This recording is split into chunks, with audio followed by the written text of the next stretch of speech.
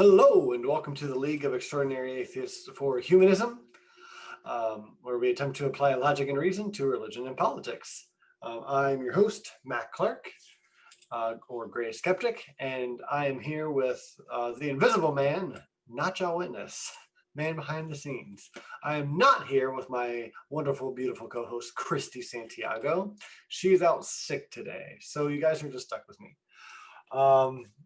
But I do have things and stuff to tell you.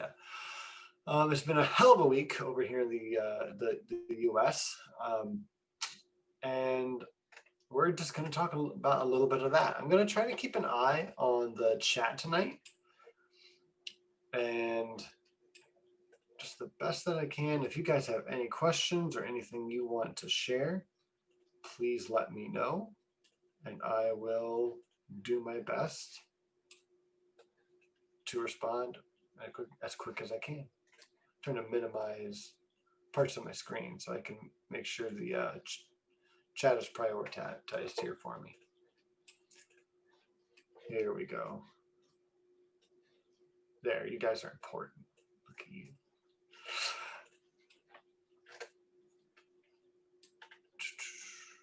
Okay, first things first. It is still not 100% decided who has won this election, Joe Biden, Donald Trump, or Kanye West. It's really looking like Bernie Sanders is going to come out of nowhere with a flaming sword and just cut the rest of the competition down and take the president's office by force. I really hope that happens. It will make all of those scared conservatives just wet their pants and say, we told you, we told you. And there's nothing I want more than all of that. All of that. On a more serious note, it really does look like Joe Biden has won this election.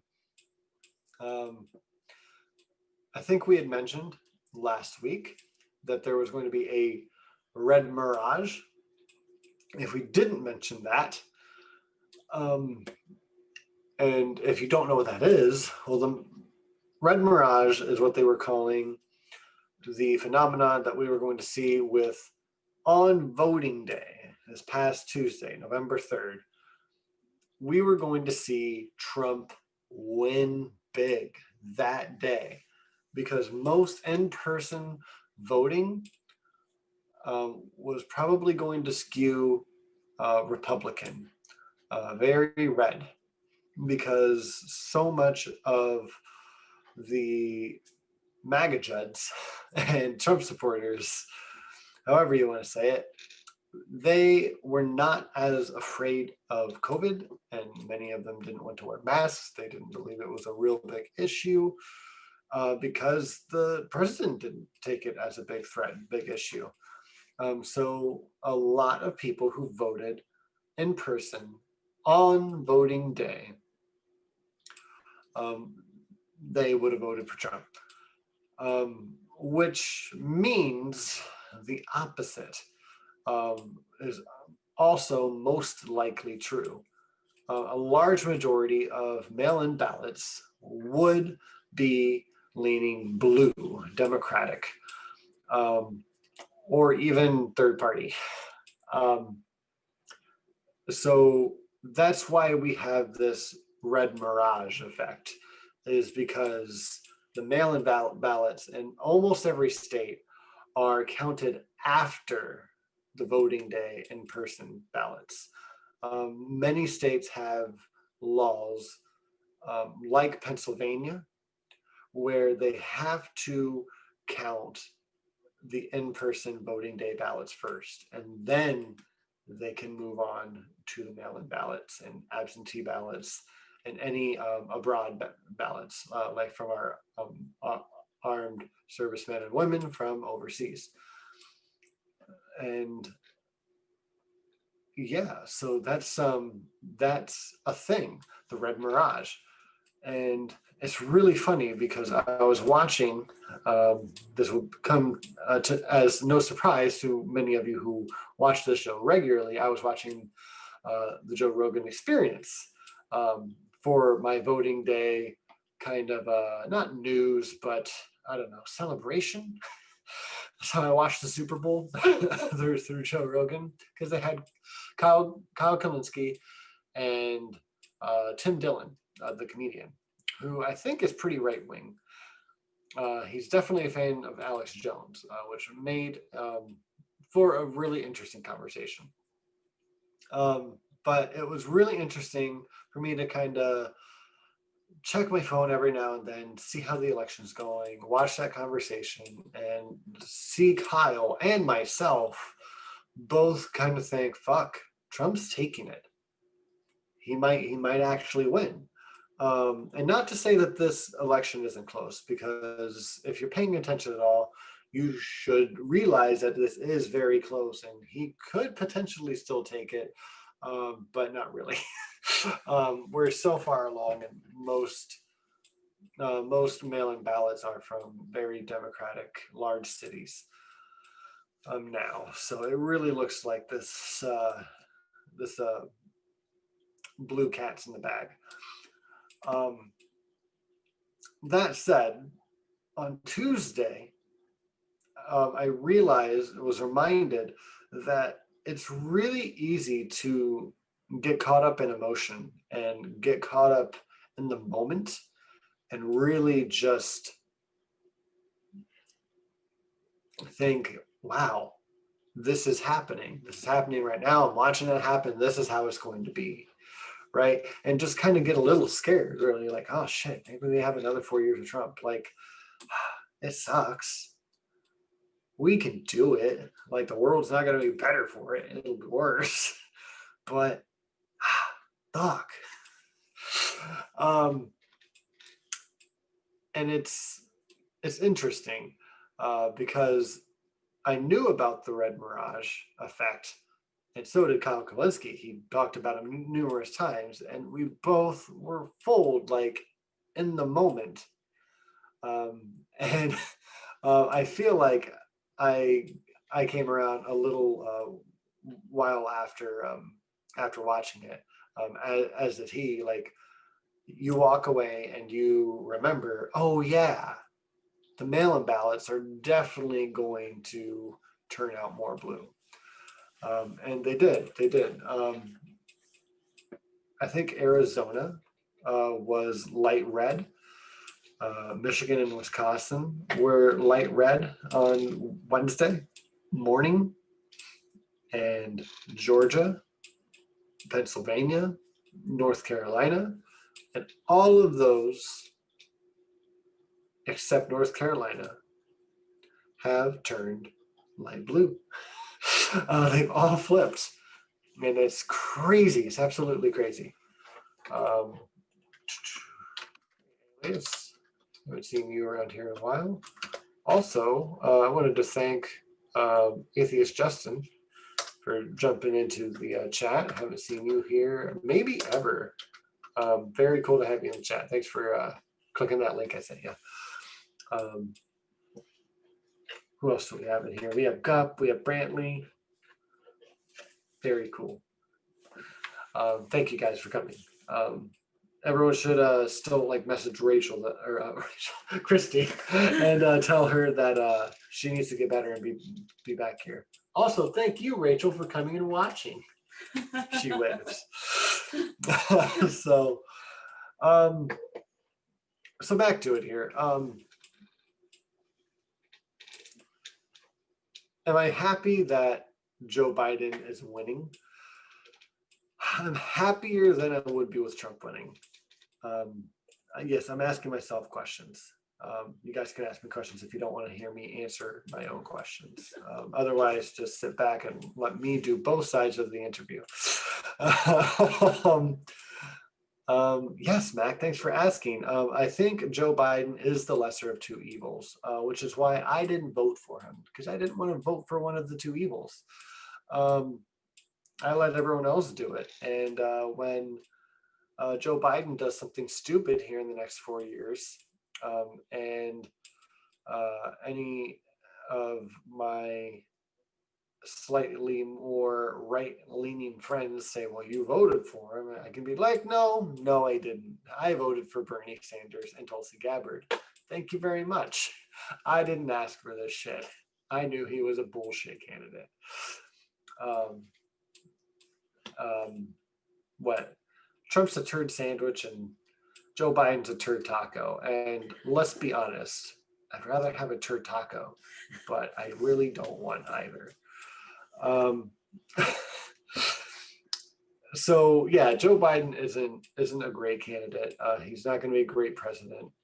If we can look at the Obama years at a bird's eye view again real quick, there's a few things we can repeat, like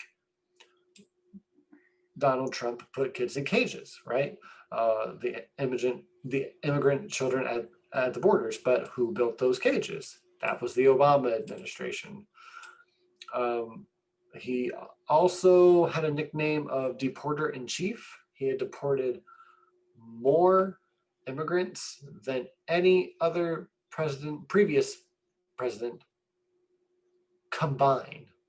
All of the past presidents. He beat them all. Obama did. And Trump just ramped that up. So I believe he wins on that one. But I'll get to. Give me a second here. Also, the Obama administration, Obama also had the other nickname of the Drone King for how many drone kills he got. And just to make sure everyone knows that the kill count, I don't know for Obama and his drone assassinations, but I do know the percentage of civilians versus actual threats, targets, was 90% civilians. So if that tells you anything, my point, the but, is they picked Biden to run with Obama because he was the more conservative, moderate candidate to pair with Obama, who they thought was too progressive, meaning we haven't won anything as the left at all. We just got another right-wing candidate. It's sad. It's icky. And look, they're going to want the two parties to work together, which is not what we want. The only thing that they're really actually going to work together with is bombing other countries, keeping healthcare in the private sector, and what else? What's the other good things they like? Oh yeah, keeping the rich richer. They're going to keep taxes low for big corporations. Given Joe Biden says he's going to raise the tax rate on the like the big corporate tax rate. I think it dropped, if I remember right, it was like 31 or 32%. When Trump changed it to 21%. But don't worry, Biden's going to bring it back up to 28%. Not quite as high as it was before. We're still going to give him a break. And let's remember that with Eisenhower, the Republican president, it was up to 91% on the tax rate. So again, we're kind of giving them a break. Nothing will fundamentally change. RB, Matt Clark, I didn't vote for president or anybody for a long time because I was pissed there was nobody I wanted to vote for, and I owed the IRS a lot of money, so didn't register to vote for 20 years. You know, those are all fair reasons, and I appreciate that. Welcome, RB. I'm glad you're here. Christy's out sick tonight, but I'm glad you still made it. I'm really glad to see you in here. I realized it was a mistake to stop voting for so long, and the IRS still found me. That's the best thing I've read all day. That was great. Also, sorry for that. That sucks. That really does. Just your delivery was funny though. So.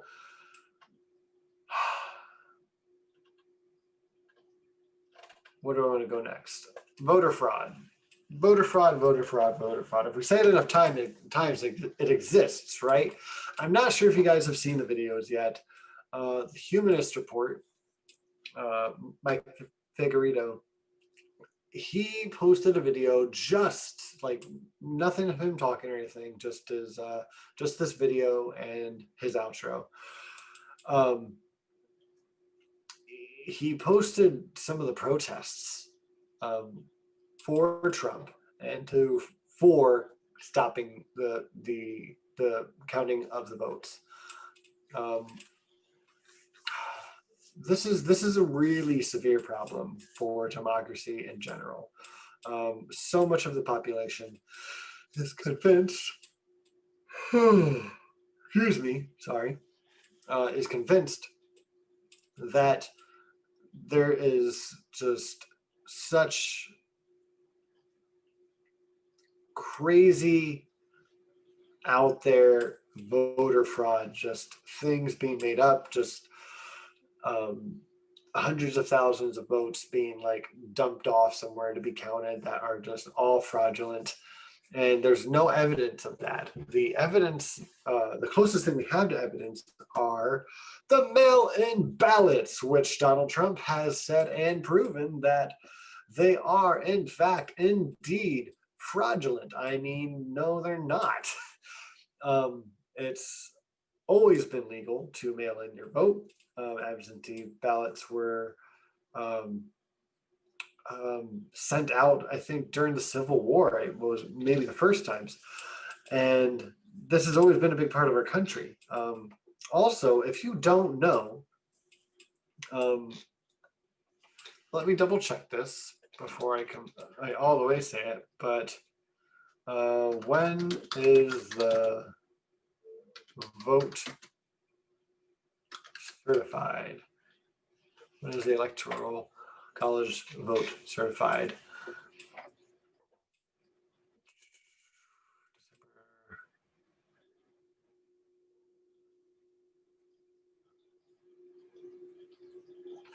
I heard it was 20 days after the election is when the votes are certified.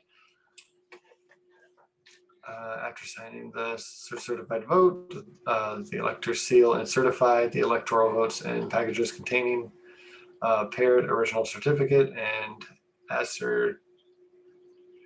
ascertainment. And up here at top, CRS reports.congress.gov. Let's check this one out. It says Monday after the second Wednesday in December of presidential election years is set as the date on which the electors meet and vote. And in 2020, the meeting is on December 14th. So we don't even really certify these votes for weeks yet. And everyone's freaking out that we don't have a set in stone answer 3 days after the election. This is odd to me. The other thing that's not odd, but funny and kind of ironic for me is that older generations are they like to point out that we are the generation of I want it now, right? And we do want things now, but I've been trying to remind myself all week, though I do want the answer of who won. Like I do agree Joe Biden has won. A few sources have called it with Fox News and a few others. But we don't need to know right now. We can be patient, count all the votes, and then we're going to have the next 4 years to know if we have a turd sandwich or a turd taco, right? We're going to know, and we're going to know for a long time afterwards. Taking a few days isn't a big goddamn deal. It's annoying. And again, I like to remind myself, I don't want to be the I just want it now generation, or I don't want that stigma. So I'm trying to just be patient and remind myself of that. And when anyone is being impatient, I've been pointing that out to them. And they're like, yeah, you're making a point, but I want to know now. It's the election. We should know. But we almost always have to wait. Like you hardly ever know the night of the election who has won. That's not how this works. It's never been how it works. So just because we have more technology, that doesn't mean that we've really sped up the confirmation process to the point to where we'll know that day. That's just what it is. I know everyone watching this already pretty much knows that, but this is still good information to talk about with your coworkers, your friends, your family who disagree with you, going through and just pointing out why we need to be patient. Other reasons why we need to be patient. Turn my screen just a little bit. I've already explained that red mirage, why we had it, is the in-person voting probably leans Trump because people weren't worried about COVID if they were really voting in person, because Trump told those people to vote in person, and they did, and that's what we expected, that's what we got. And then the opposite being true, that all the mail-in ballots, absentee ballots, not all of them, but a large majority of them would be blue because the Democrats were pushing so hard.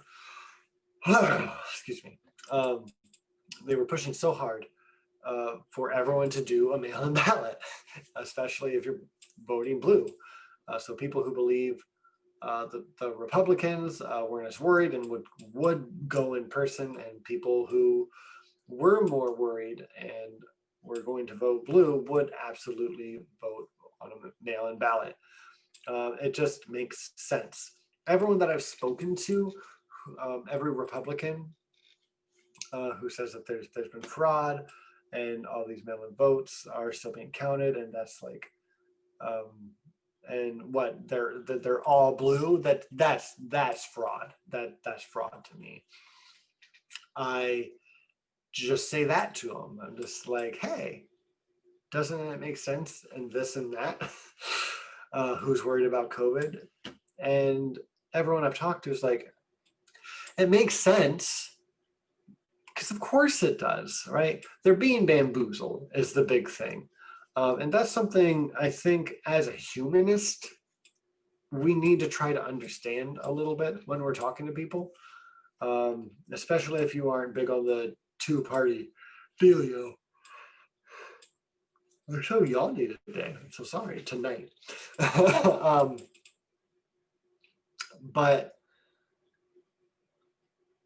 just so showing some compassion and not acting so biased for one side or another, because I, for one, am not for really one side or another. Yeah, I lean one way, but that doesn't mean I'm really rooting for that team. I mean, I root for the Ohio State Buckeyes, but I don't watch football. I'm not that invested. And that doesn't actually compare as well as I thought it would. Whatever. All right, so looky here. As far as the protests go, I am happy that so many of them are peaceful, even though I don't agree with the message of the protests. Stop that vote. That is very undemocratic, which they know and they don't care, because they've been conditioned more or less to not only think that the mail-in ballots are fraudulent, but also to think that democracy isn't very good anyways. And we're not a democratic country. We're a democratic republic, right? And democracy isn't all that good anyways. They've been conditioned with these views, and that's what you get. So I want to point out something I think is really, really important. And I'm obviously not happy about the violent protests that have taken place here and there. I think in Portland and Minnesota again, or Minneapolis. I apologize, Minneapolis.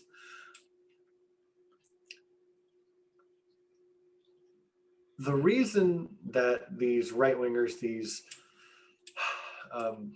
Trump supporters, are out and about and protesting is because they want to stop the vote, to stop voter fraud, so they can get the president that they feel is rightfully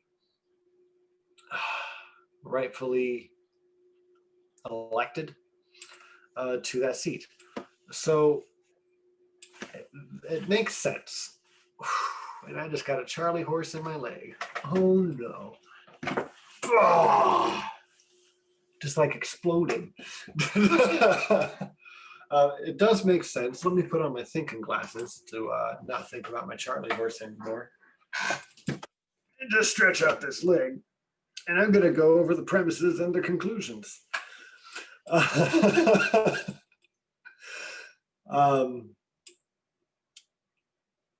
So premise one, there is voter fraud. Premise two, we want to stop the voter fraud. Premise three, counting votes after 11:59 p.m. on voting day is fraudulent. Conclusion, we must stop the count. I'm going over this because their reasoning, their argument is valid. This is a valid argument. I repeat, the premises: one, there is voter fraud. Two, we want the voter fraud to stop. And three, counting votes after 11:59 p.m. on voting day is fraudulent. Conclusion, we must stop the count. That is valid. That's a valid argument. So they are justified in going out and fighting for something that they believe in, just as we support protests on the left. If we see, not just with a valid argument, but anyone who wants to assert their free speech and their right to protest, I think it's important to recognize and give not just credit, but fair game when it's due. We need to recognize this. And on the other side, on the other hand, we also need to point out this is not a sound argument, right? It's not the premises aren't true, right? We don't have any evidence of voter fraud. If there was voter fraud, we would agree with premise 2 of they want the voting fraud to stop, and premise 3, counting votes after 11:59 p.m. on voting day is fraudulent or illegal. That is absolutely not true. That's the third premise I gave, and I tried to make it like a cogent. Now I forgot the word. I tried to give them a decent argument to line up for them, so I'm not just straw manning them.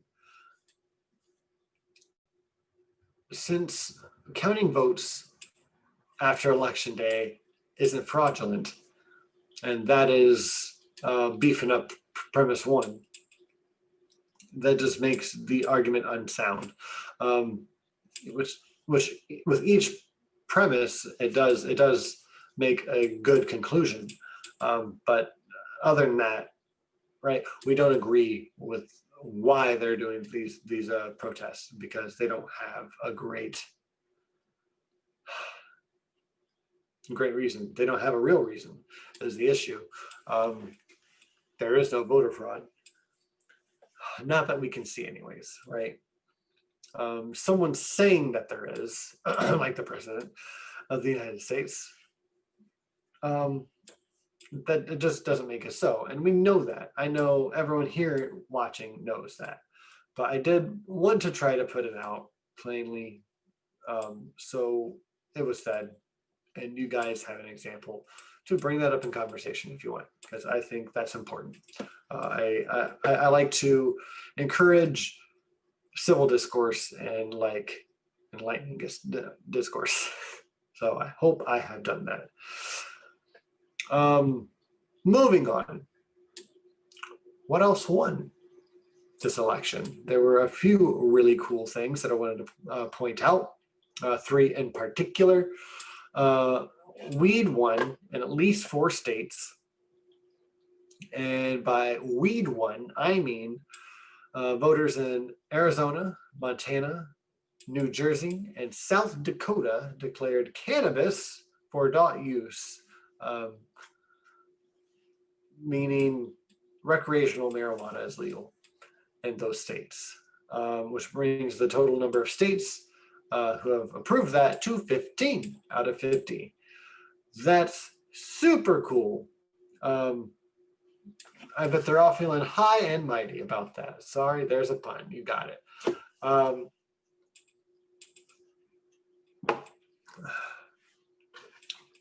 The other cool thing, since we're speaking of drugs, and drugs are cool, right? Oregon decriminalized all drugs in small amounts. I repeat, Oregon decriminalized all drugs in small amounts. Very cool. That said, I want to reiterate for anyone who doesn't know, the difference between legalizing something and decriminalizing it is, for example, to make it legal is there is absolutely like no repercussions for doing heroin or doing meth, smoking marijuana, whatever you're doing with these drugs and however much you have, it's just not illegal. You don't get it confiscated. You don't go to jail, right? It's legal to do. Decriminalized, it's not quite the same thing. They could still confiscate what you have. They could suggest or maybe court order you to go to counseling because they see this as a public health issue, not a criminal issue, which is still good. It's better than what we have, right? That's my middle ground. Decriminalize the drugs if you can't legalize them, because anyone struggling with addiction, that's a mental health issue, right? It's not a criminal issue. Anyone dealing with addiction, I think, really any drugs should be legal. Maybe not legal to make, right? I don't think any private organization should make meth and sell it. I think that's not cool. That's like we have the FDA for that, anyways. But my point being, alcohol is literally poison, and we let people drink that. And that doesn't mean we want everyone to be alcoholics, just like we don't want everyone to be a drug addict or hooked on any kind of drugs and like have a dependency at all. In fact, we don't like that, right? We usually disparage people who are alcoholics. We say they should go to AA. Many times people are told they can't drink anymore. Like it's put on their license that, they've drunk and drive so many times. Okay, now they can't buy alcohol. That said, my main point is it should be legal, at least decriminalized, to do these drugs, because it's people's choice. And also we have society to put pressure on people to not just be lazy or fuck ups or couch puddles and not do anything, right?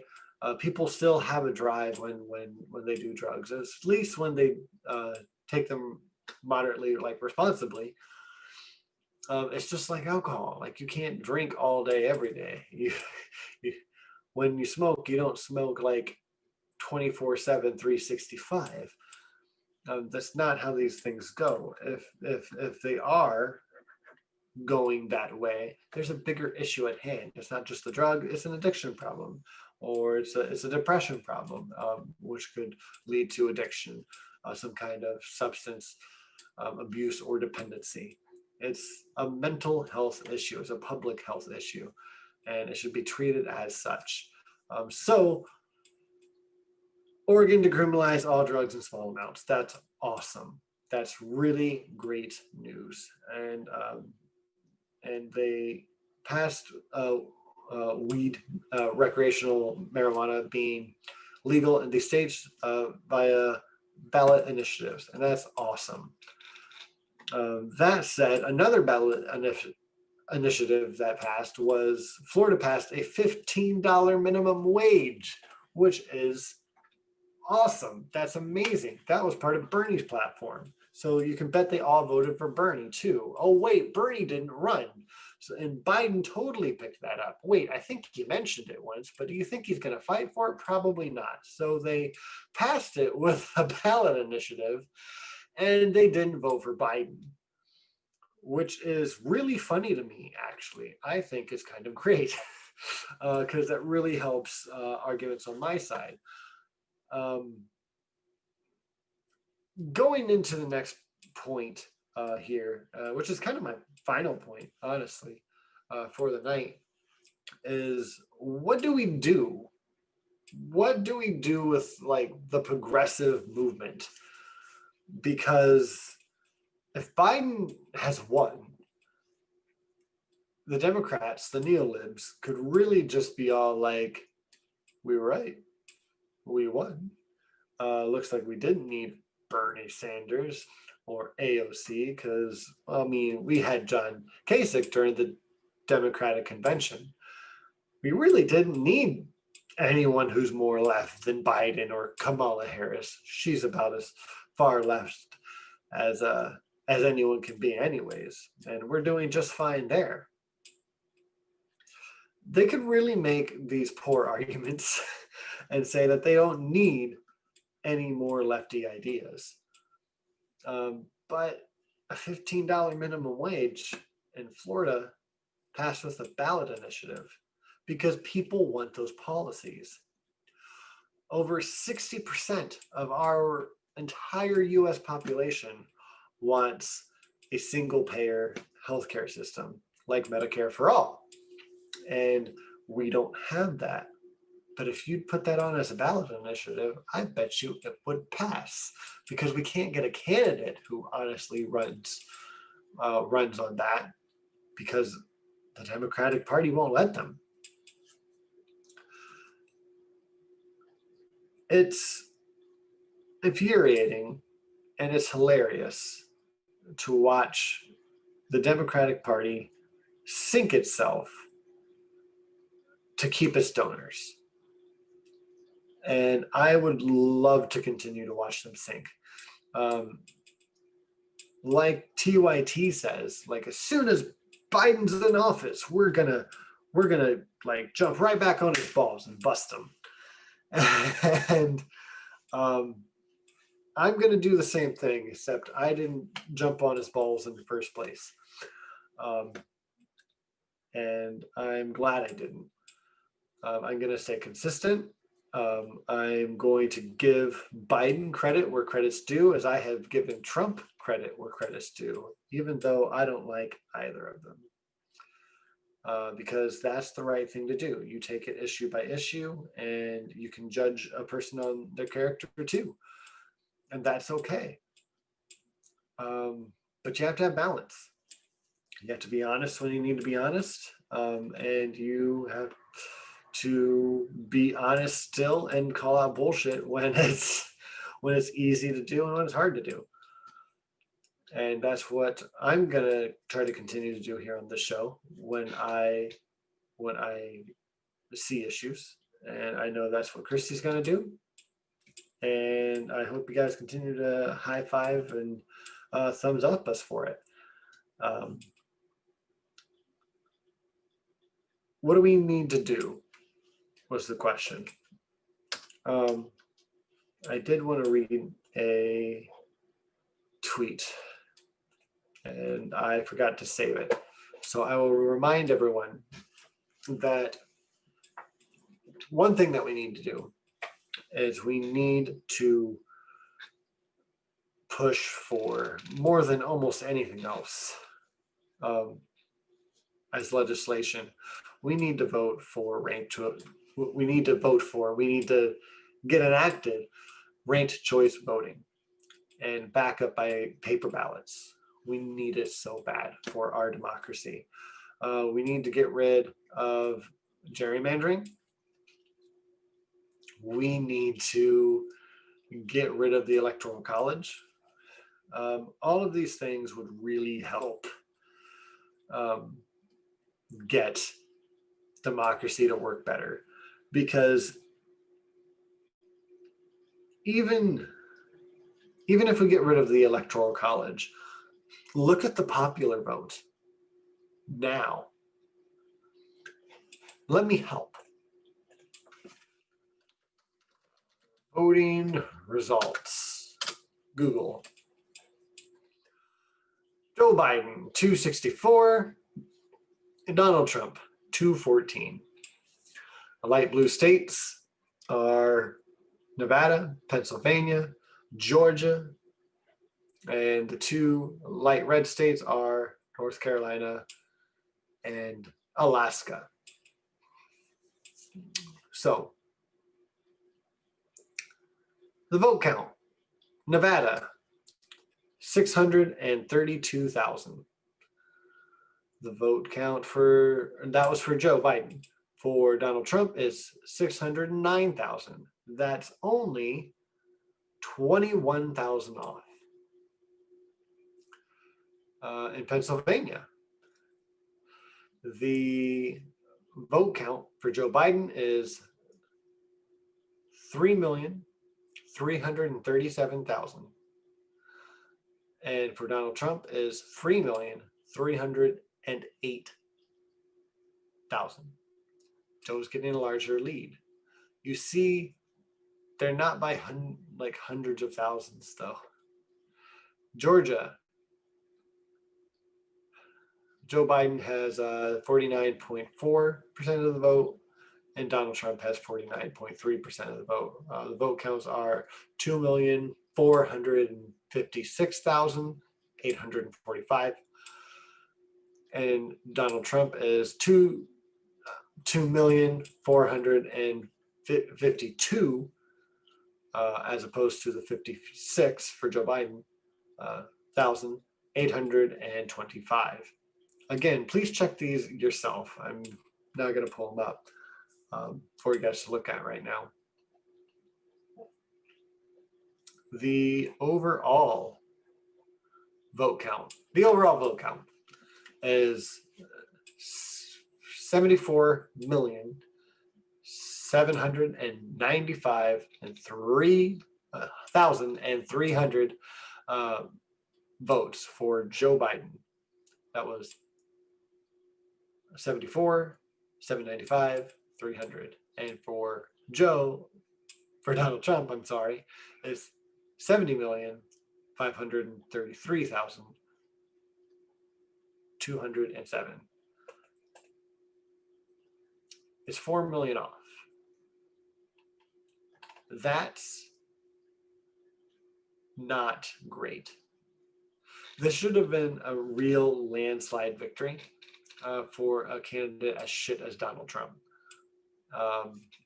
And we got this walking corpse, Joe Biden, who's not going to fundamentally change anything because he doesn't have the energy and he's not receiving the energy to do anything. So we have a 4 million vote discrepancy out of a population of what? 331 million people, of which how many can vote? How many people are registered to vote? How to get a quicker answer from Google on that one.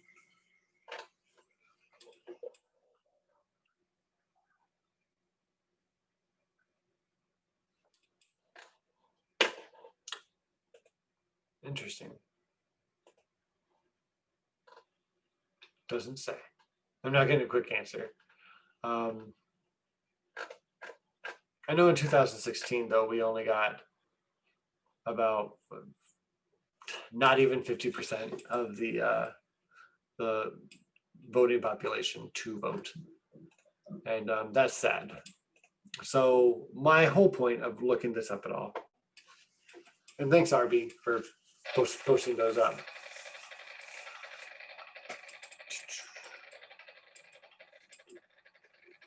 Ignore that.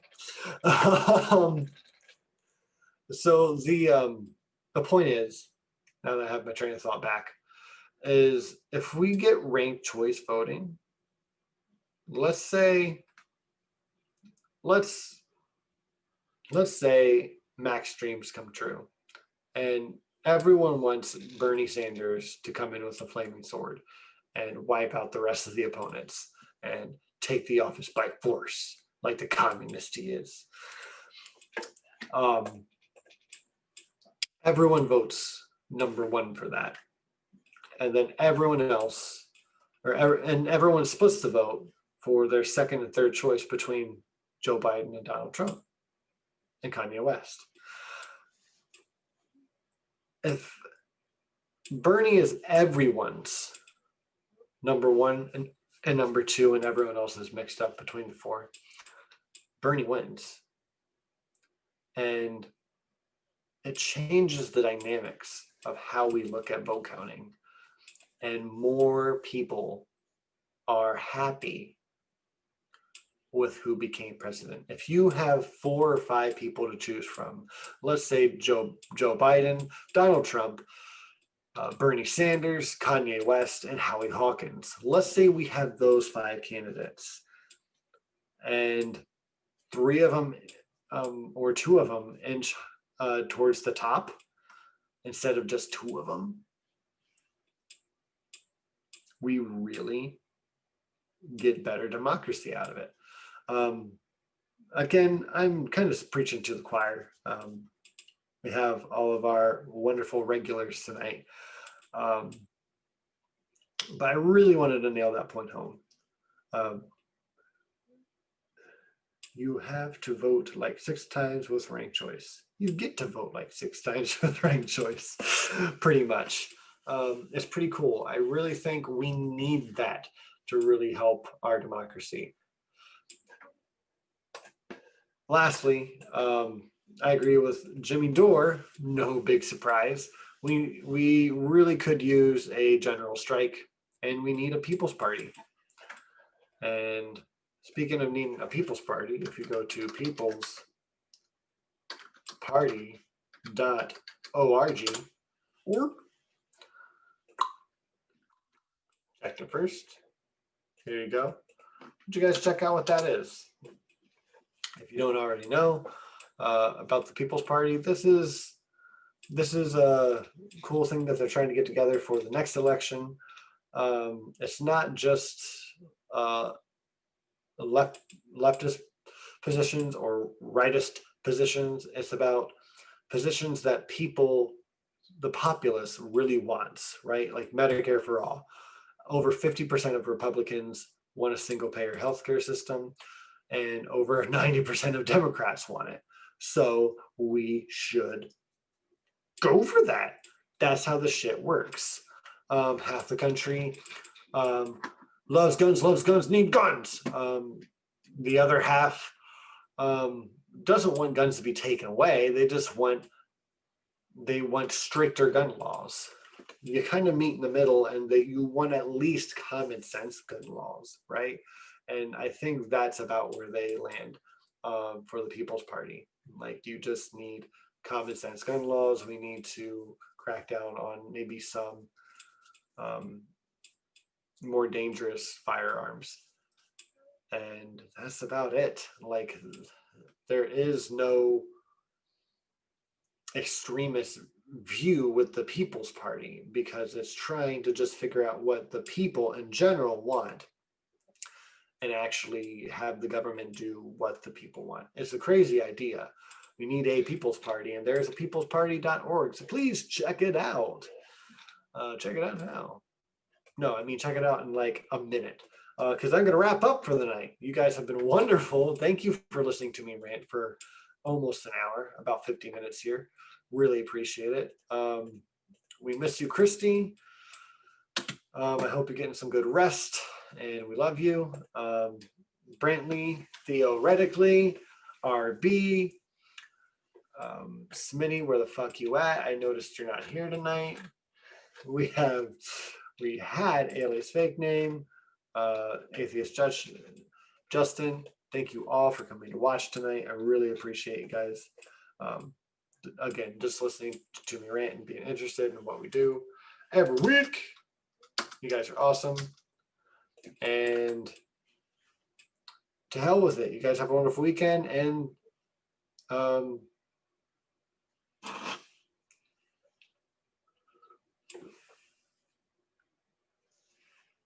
stay humanist, for God's sake.